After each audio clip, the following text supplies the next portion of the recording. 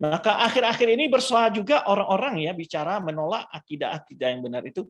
Oh, itu akidah Hanabilah. Bukan akidah Hanabilah, semua para ulama meyakini akidah demikian. Istilah Hanabilah, Malikiyah itu bukan dalam masalah akidah, tapi dalam masalah ijtihadat fi furu' al-ahkam, di cabang-cabang hukum, ibadah, muamalah.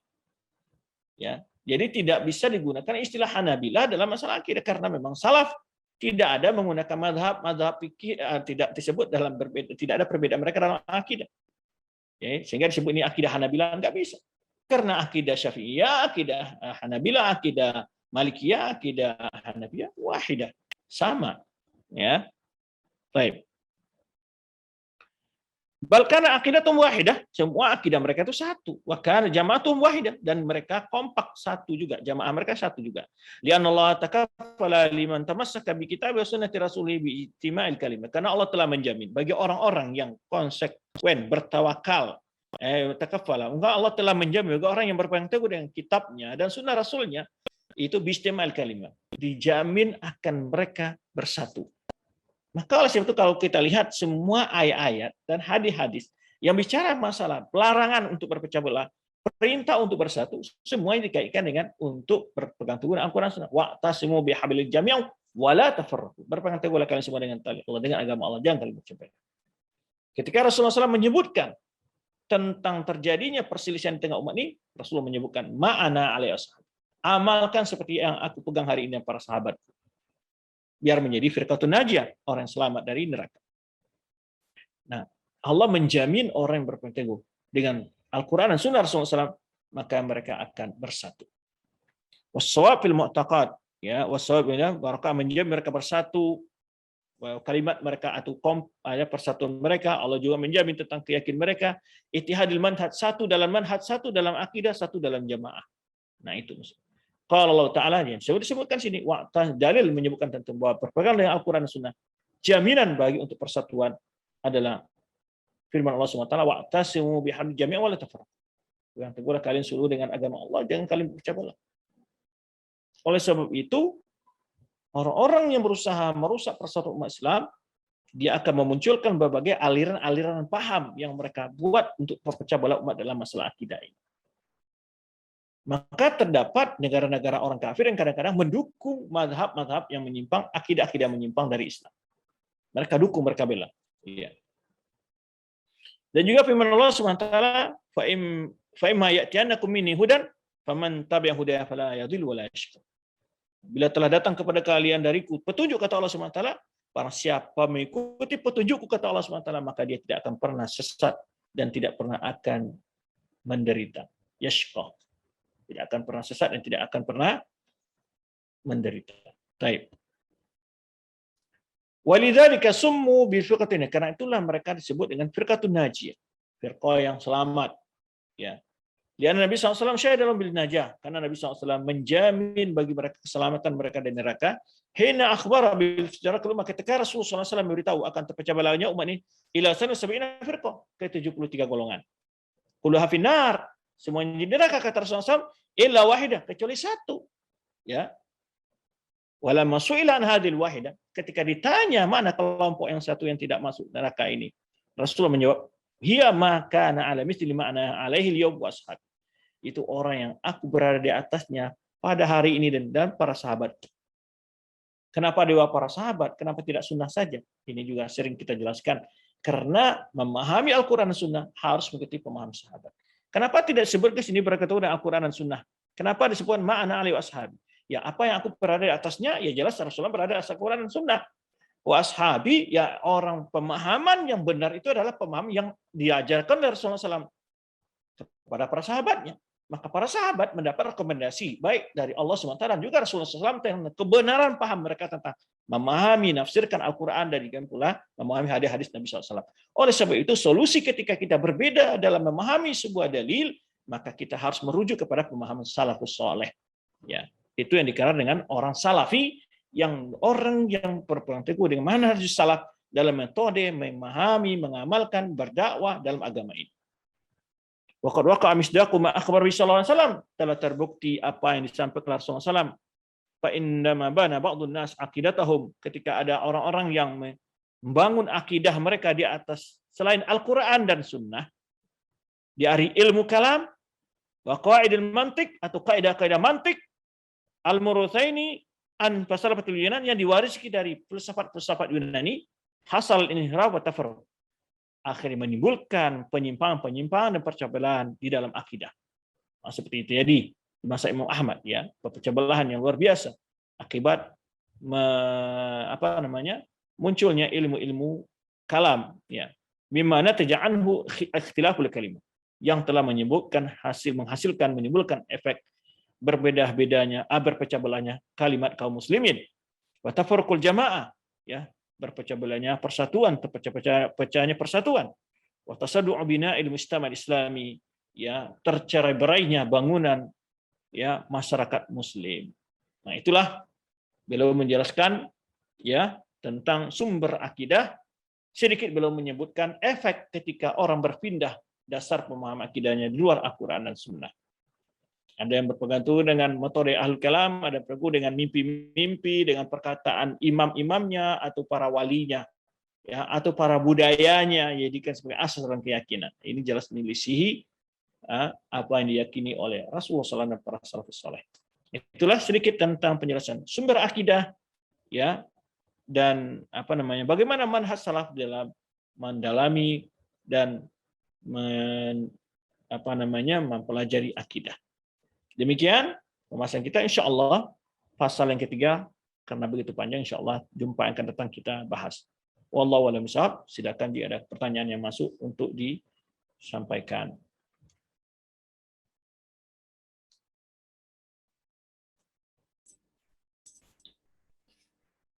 Alhamdulillah atas ilmunya yang diberikan, kami ucapkan jazakumullah khairan kepada Ustadz Dr. Ali Musri Hafidhullah. Afwan Ustadz, untuk pertanyaan bisa disampaikan via WhatsApp dan via email ya Ustadz. Wallahu a'lam. Tadi pagi juga ada yang bertanya tentang Taliban.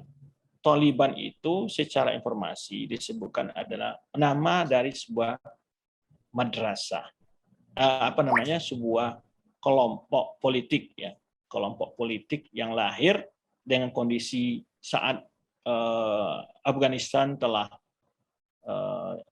merdeka atau bebas dari jajahan Soviet. Kemudian dalam saat berperang dengan Soviet itu banyak sekali kelompok-kelompok yang muncul di sana untuk berjihad. Ada juga teroris, ada radikal dan semacamnya.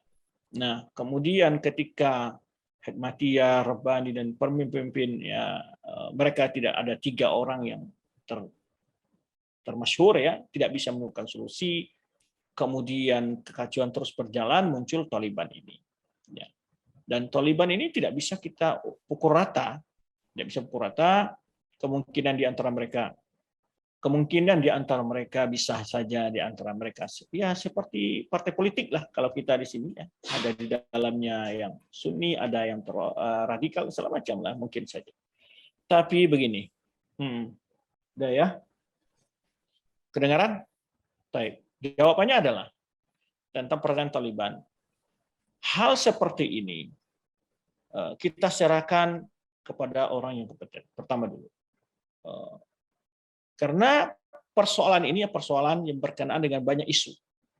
Maka tidak bisa kita kaji dengan gampang memvonis secara total. Tapi yang pasti bisa saja di dalam kelompok Taliban ada orang-orang yang berakidah radikal, teroris, bisa saja tidak. Karena memang gerakan mereka ada gerakan nasionalis mereka untuk merebut kemerdekaan mereka kembali. Ya.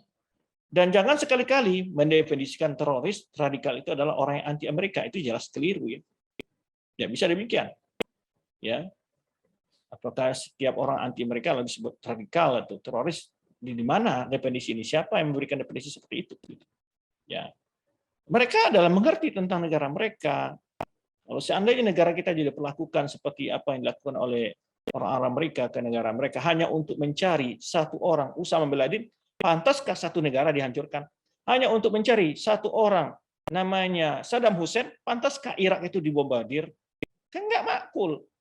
Dan ini tidak mereka lakukan untuk kejahatan perang lain seperti ya Presiden Serbia yang begitu membantai rakyat Bosnia, tidak pernah dibombardir itu Serbia, ya, karena mereka melindungi presiden mereka. Jadi artinya jangan kita hanya mengambil informasi dari media-media yang sengaja mengirim opini, informasi-informasi yang tidak tepat. Maka oleh sebab itu, untuk kita sebagai orang-orang awam, ya, apa faedahnya kita bahas masalah ini dulu?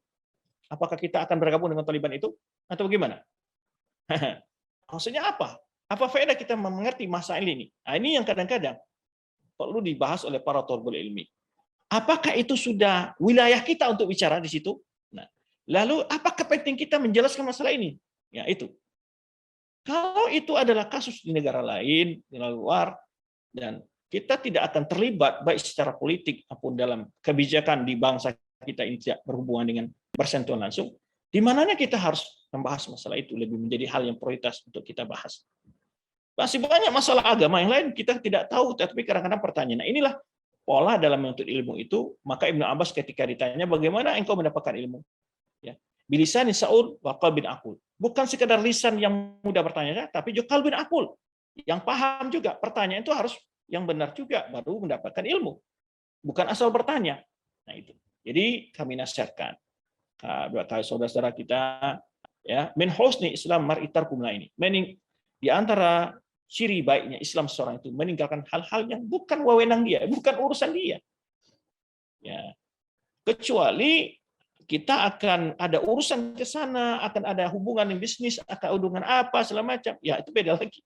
Tapi kalau hanya sekedar kita menjadi bicara untuk ditulis mengomentari media sosial, ini apa faedahnya? Ya. Oleh sebab itu serahkan ini kepada pihak yang berwenang, kepada orang yang lebih pakar, kepada orang yang memang mengetahui lebih dalam masalah seperti ini. Oleh sebab itu kami tidak pernah memberikan komentar statement tentang hal ini. Walaupun kami punya banyak teman-teman dari kalangan kaum salafiyin di sana, ya, mereka adalah sangat berbeda dengan pola menyikapi hal itu semua. Ya, mereka tidak mencela, juga tidak membela, juga dan seterusnya. Karena hal ini adalah kondisi yang samar semua, tidak bisa dipastikan. Apalagi itu adalah masalah politik. Masalah politik kita tahu, ya, musuh hanya akan dibuat bolak-balik, kebenaran yang salah bisa benar. Dan itulah sebab itu fokuslah kepada diri. Beribadah lebih banyak, berzikir lebih banyak, mencari ilmu lebih penting dulu, ya, dan hindari membahas hal-hal yang di luar kemampuan kita, ada juga urusan kita. Wallahu a'lam bishawab. Amal bagian dari iman. Maka oleh sebab itu ulama menyebutkan, ulama salaf, al-a'malu minal iman. Amal bagian dari iman. Maka tidak disebutkan oleh para ulama rukun atau syarat iman. Kenapa? Karena amal itu berbeda-beda posisinya. Ada amal itu merupakan syarat iman seperti sholat. Sebagian ulama menyebutkan orang yang tidak sholat kafir, kan gitu. Ya. Nah, jadi tidak sama posisi setiap amal itu. Jadi oleh sebab itu ibarah, kata-kata digunakan, istilah yang dipakai menyebutkan amal itu di posisi yang iman, minal iman, bagian dari iman. Ya. Tidak merupakan syarat, seluruh amal merupakan syarat, ya, tidak juga merupakan seluruh amal itu merupakan rukun iman. Nah, itu artinya. Maka disebutkan karena amal itu berbeda-beda tingkat antara kedudukannya. Ada yang wajib, ya, pokok sekali dalam agama.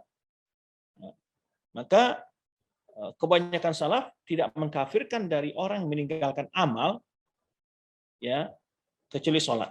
Itu jumhur para ulama salaf, bukan jumhur fuqaha, ya. Kalau jumhur fuqaha artinya madhab yang 4. Madhab yang 4 tidak mengkafirkan, tapi mereka punya ketegasan hukum bagi orang yang tidak sholat itu.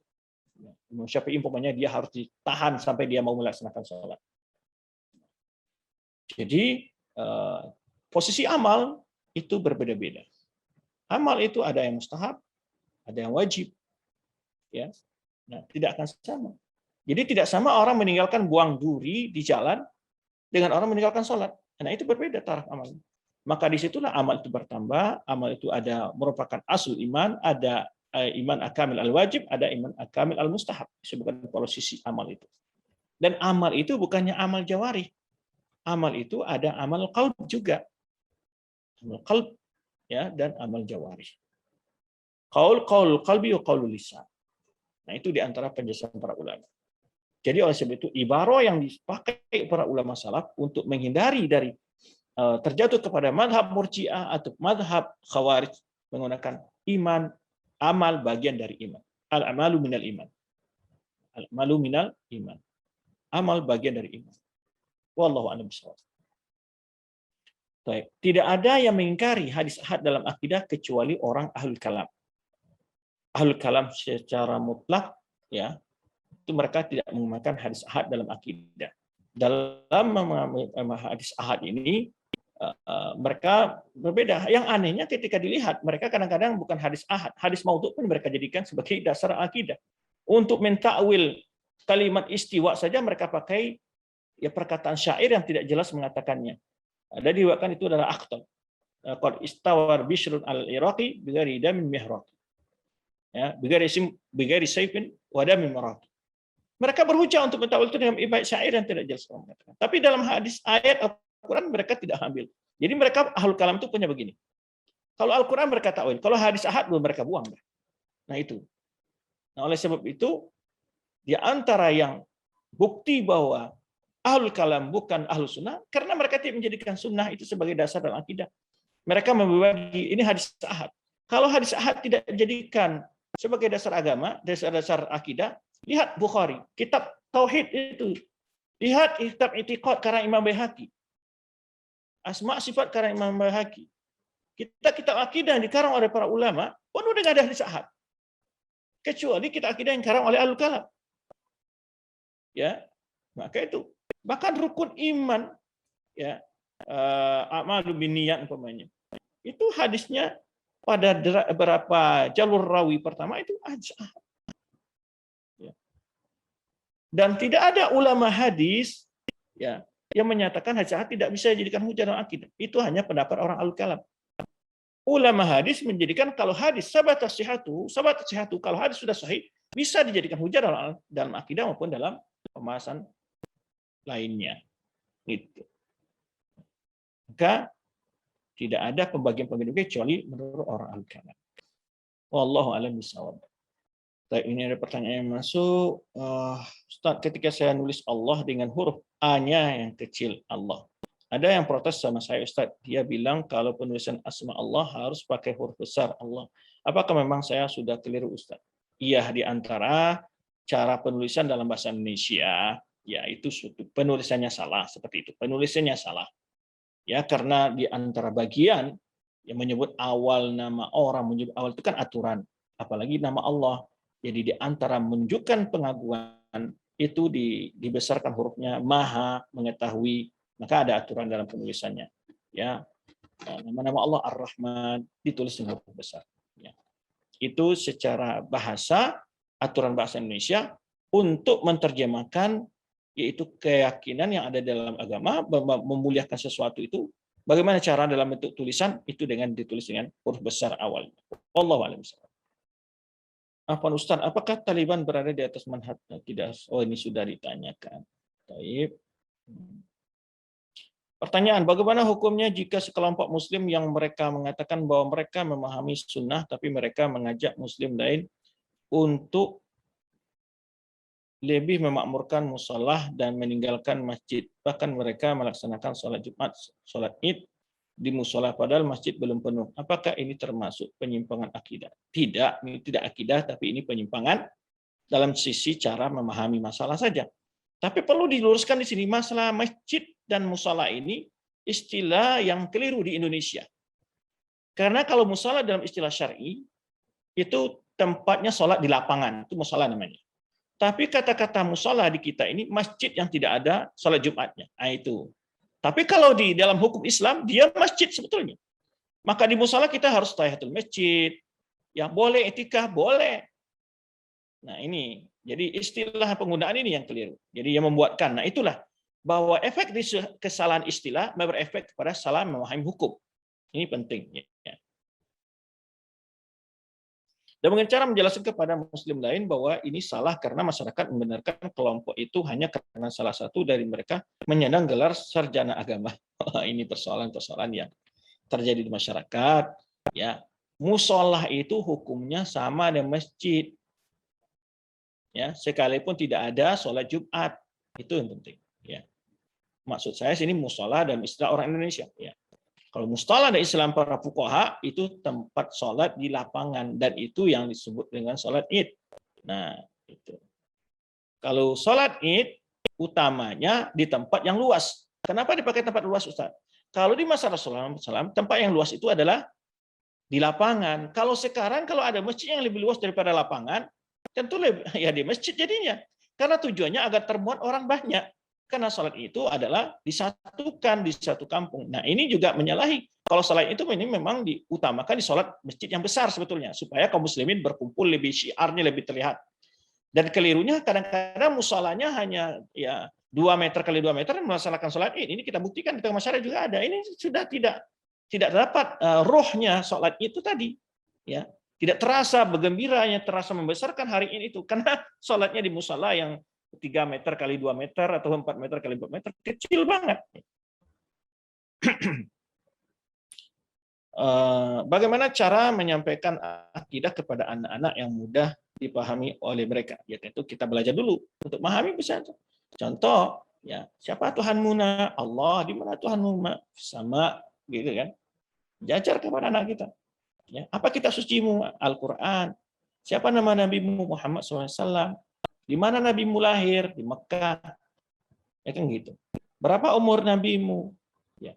Siapa saja nama-nama nabi selain Nabi Muhammad SAW? Sebutkan.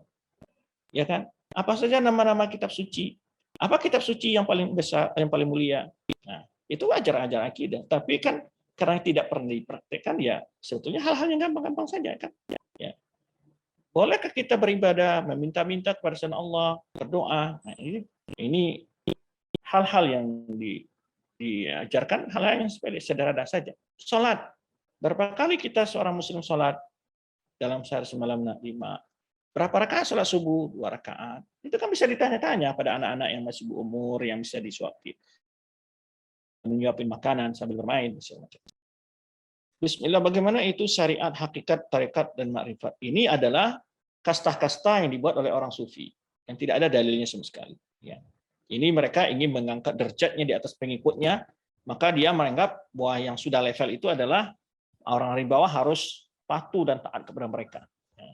Kalau sampai hakikat itu kadang-kadang mereka mengatakan bisa mengetahui hal-hal yang gaib dan seterusnya, ya. Bahkan bebas dari perintah-perintah agama. Contoh syirik kecil dan besar dalam kehidupan sehari-hari dan bagaimana cara menghindari dari syirik di zaman sekarang ini. Ya, pertama tentu mengerti dulu hal-hal yang disebut syirik itu apa. Kalau nggak paham syirik, bagaimana saya meninggalkannya? Kemudian apa saja bentuk-bentuk syirik itu? Apa saja hal-hal yang membawa kepada kesyirikan, sebab-sebab syirik. Ya.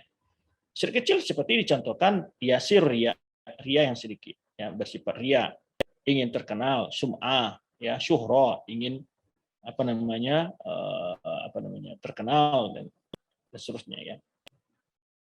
Ingin dapat pujian orang, ini syirik kecil. Syirik besar, ya, mempercayai dukun, mempercayai hal-hal yang gaib bisa diketahui oleh makhluk, meminta-minta ke kuburan, meminta ke patung, meminta ke pohon, ya, mengantar sajian ke pohon, ke gunung, ke lurah, macam. Ya, bagaimana mengenalkan tauhid kepada anak yang baru bisa bicara? Ya, diajarkan Allah, Muhammad. Ya, ini bisa diajarkan Al-Quran. Jadi diajarkan nama-nama itu. Bagaimana Ustadz menjelaskan dan memberi pemahaman bahwa tauhid itu penting di kalangan teman yang baru berhijrah? Ya, gimana ini? Dan menjelaskan dengan gampang apa itu manhaj salaf. Ya, bagaimana cara diajak hadir ke majelis-majelis, ustaz-ustaz menjelaskan pemahaman akidah yang benar. Ya, apa itu manhaj salaf? Maksudnya adalah metode dalam memahami, menjalankan agama ini. Ya, kalau kita umpamanya mau belajar ilmu kesehatan, kepada kita mengetahui teori-teori, rumus-rumus, itu kepada orang ahli kesehatan.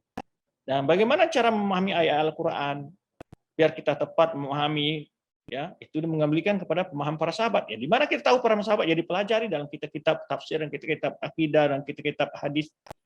Ya itu.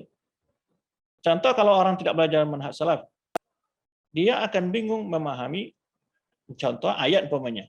Innaka la tahdi man ahbabta. Engkau tidak akan bisa menjemput sekalipun orang yang kau cintai wahai Muhammad.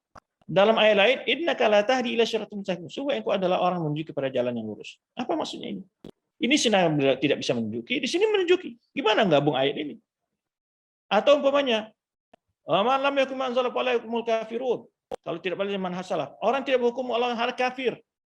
Nah, apa maksud di situ? Apakah setiap orang hukum Allah? Nah, kalau kita lihat ada menafsirkan yang tidak menjalankan hukum Allah, mereka katakan penguasa saja. Padahal ayatnya umum.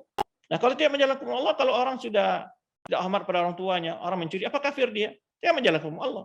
Nah, perlu pemahaman salaf. Apa maksud di situ? Ya. Contoh lain umpamanya, man mata man mata wa laisa alaihi bai'ah fa mata maitan jahiliyah. Ya pahami, orang tidak mati, tidak membaiat imam, mati dalam keadaan jahiliyah. Gimana pemahaman hadis ini? Dipahami oleh sebagian orang, kamu harus baiat guruku. Nah, kemana ke gurunya? Siapa yang menafsirkan hadis itu maksud gurunya? Padahal maksud hadis itu adalah pemimpin tertinggi kaum muslimin. Nah, oleh sebab itu, tidak ada satupun aliran sesat di muka bumi ini kecuali mereka punya hujah. Bahkan orang kafir, orang musyrikin punya hujah dalam keyakinan mereka. Iblis ketika tidak mau sujud kepada Adam, dia punya hujah. Tapi bukan karena ada orang sehari ini begini cara membantah pendapat. Oh kan dia punya dalil juga Ustaz. Bukan permasalahan dalil. Pertama, tepat menggunakan dalil dan benar memahami dalil. Ya, memahami dalil dan memahami dalil. Nah, jadi bukan sekedar dalil saja hafal, tapi tepat memposisikan dalam masalah yang benar dalil itu dan tepat memahami dalil itu. Ya. Ada orang memahami aqimis shalah li dzikri. Dirikan salat untuk mengingatku. Dia pahami pokoknya kalau sudah ingat Allah sudah salat. Nah, itu juga Al-Qur'an dalilnya kalau begitu. Itu gimana jawabannya? Kalau dia hujah dengan Al-Qur'an.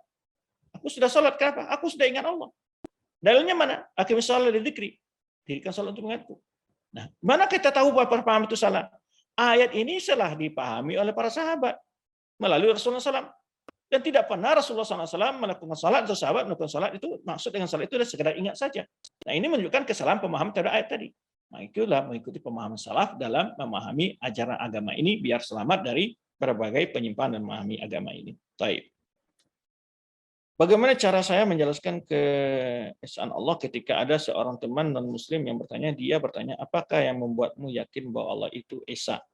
Dan saya bingung menjelaskannya, apakah itu artinya akidah saya belum benar? Ya kalau bingung menjelaskan berarti belum benar akidahnya. Ya iya betul harus pelajari. Kau nggak tahu apa membuat kamu menyesalkan Allah. Ya, pertama adalah ya karena Allah menyebutkan dalam Al-Quran. Lau kana fi ma'alihatun la fasadata. Kalau seandainya di apa namanya langit atau bumi ini ada Tuhan selain Allah, tentu hancur bumi ini. Kenapa? Nah, ini logika yang diturunkan Allah dalam Al-Quran. Kenapa? Kalau Tuhan itu lebih dari satu, tentu Tuhannya kan punya makhluk masing-masing. Ya, ada yang lebih bersaing nanti itu. Ya, nah, dan banyak dalil-dalil logika dalam Al-Quran yang harus dipelajari. Ya, tentang bahwa Allah itu Maha Esa. Ya. Qul huwallahu ahad, Allahu samad, lam yalid walam yulad. Katakanlah Allah itu Maha Esa, tidak beranak, tidak diperanakan. Ya. Kalau Allah itu ya lebih dari satu, yang diantaranya akan terjadi persaingan antara mereka. Akan saling berebut. Satu ingin mengatakan sekarang malam saja, yang lain mengatakan siang. Banyak dalil-dalil yang menjelaskan tentang Allah itu Maha Esa. Ya, dalam Al-Quran, maka kita harus belajar agama dalil Al-Quran. Qul huwallahu ahad, Allahu samad, lam yalid walam yulad, wa ilahukum ilahun wahidun. Ya. Bagaimana cara agar kita bisa mengikuti suatu jamaah yang benar akidahnya yang sesuai dengan manhaj Ahlussunnah Jamaah, sedangkan sekarang banyak kelompok yang mengakui mereka yang paling Ahlus Sunnah. Ya, itu dari sisi melihat. Ada orang mengakui dia Ahlus Sunnah, tapi dalil-dalilnya dalam berakidah bukan dalil sunnah. Ya tidak Ahlus Sunnah. Ya. Sama orang-orang apapun akan mengaku dia atas kebenaran, tapi bukan setiap orang mengaku benar bisa dibenarkan. Lihat hujah dan dalilnya, pengamalannya, prakteknya. Ya. Dan kebenaran itu sangat sesuai dengan fitrah. Fitrah, ya, sangat mudah untuk terima kebenaran itu dan sangat cocok dan tidak akan bertentangan dengan logika manusia.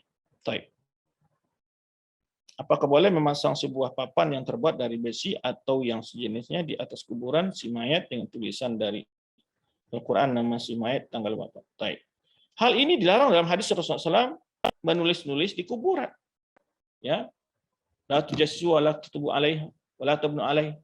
Kata Rasulullah, la tusallu ilal kubur wa la tajsu alaih. Jangan kalian salat al-kubur, jangan tutup, wa la tujassu, jangan kalian cat. Ya. Dan juga dilarang menulis dan seterusnya. Nah, oleh sebab itu, apa yang dijelaskan oleh sunnah itu adalah yang lebih baik ya untuk kita laksanakan. Adapun alasan-alasan yang kadang-kadang bagaimana saya kubur nanti ketahuan kuburan orang tua saya, bisa secara kubur itu kita doakan orang tua kita. Ya, posisinya kita tahu dari nomor berapa kuburan ke sana gitu. Ditandai saja batu untuk menetapkan batunya begini bentuknya, tidak bisa. Sekarang sudah banyak cara ya kalau untuk mengenal sesuatu kuburan atau orang tua kita bukan. Demikian waktu yang membatasi kita sudah sampai kita pada jam 9.30. Demikian wallahu a'lam bishawab. Terima kasih atas kebersamaan antum semua. Wallahu a'lam bishawab. Ya, subhanakallahumma wa bihamdika asyhadu an la ilaha illa anta astaghfiruka wa atubu ilaik. Wassalamualaikum warahmatullahi wabarakatuh.